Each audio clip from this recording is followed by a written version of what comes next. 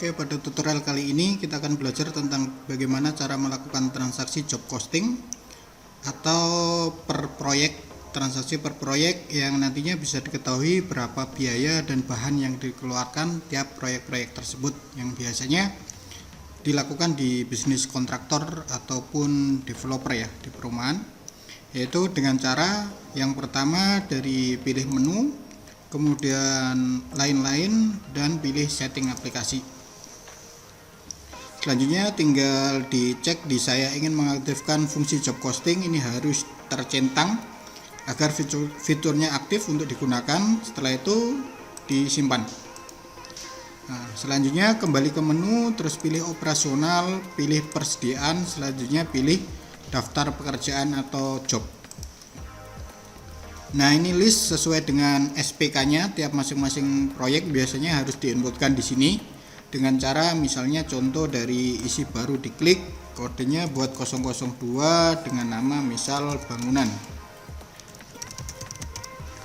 Grupnya saya strip aja, pelanggannya misal atas nama Pak Faris atau bebas, terus penanggung jawab di strip, perkiraan dalam proses kita pilih persediaan rumah atau sesuai dengan kebutuhannya.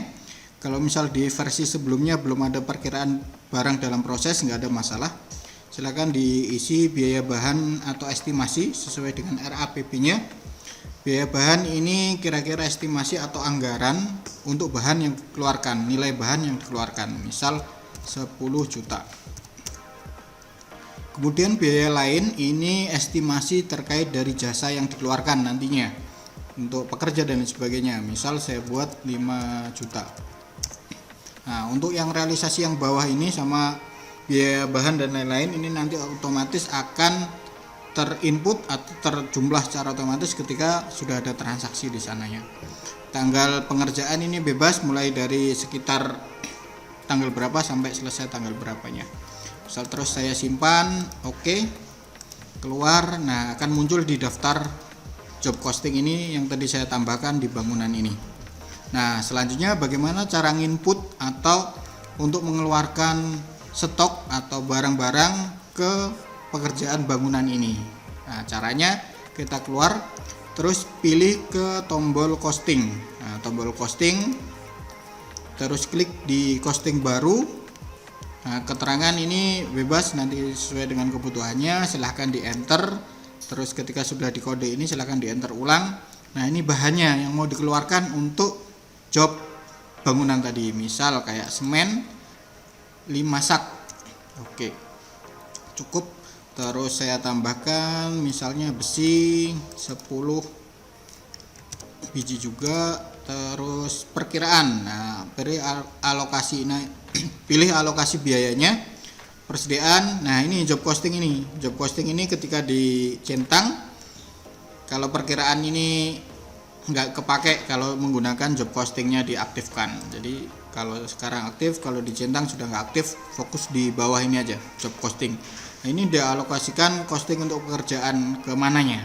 Nah, pilih job ini, daftar pekerjaannya tinggal dipilih sesuai dengan kebutuhannya. Misal saya masukkan ke daftar bangunan. Nah, pilih bangunan, setelah itu silahkan disimpan saja. Selesai, keluar. Nah, sudah masuk tadi. Kita coba cek dari menu operasional, persediaan, dan daftar pekerjaan. Maka di bangunan sudah kelihatan bahan terpakainya 915. Kalau mau lihat rinciannya silahkan dipilih bangunan ini, terus klik bahan yang terpakai. Dari tanggal berapa sampai tanggal berapa silahkan ditampilkan. Nah, otomatis sudah pernah dilakukan satu kali transaksi job costing tadi dengan bahan yang terpakai 10 biji besi dan 5 sak semen ya, totalnya sekian. Oke, keluar.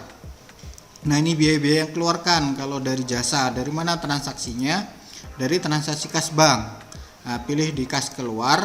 Setelah itu dipilih sama kayak dari costing tadi, pilih alokasi biaya job costingnya, misal di bangunan biar sama keterangannya, misal biaya pekerja.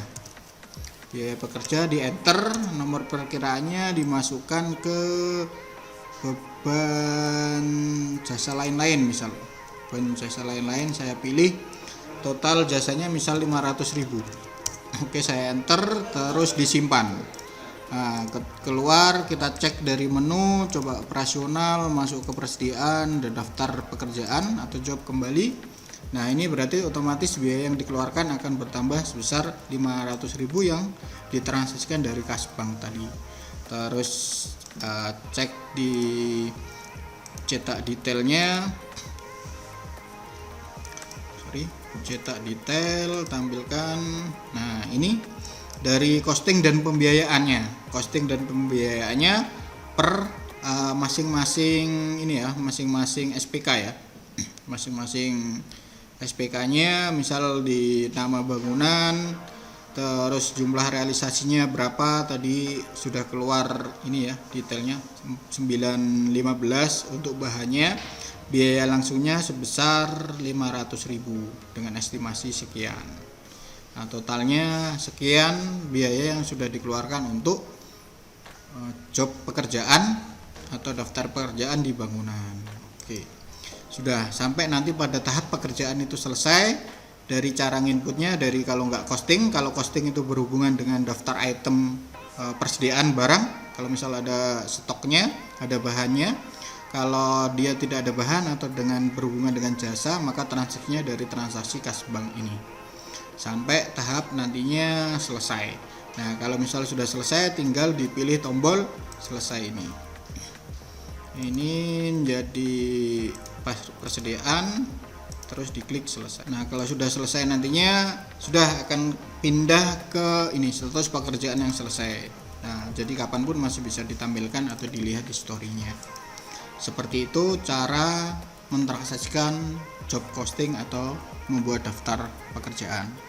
Sekian, sampai jumpa.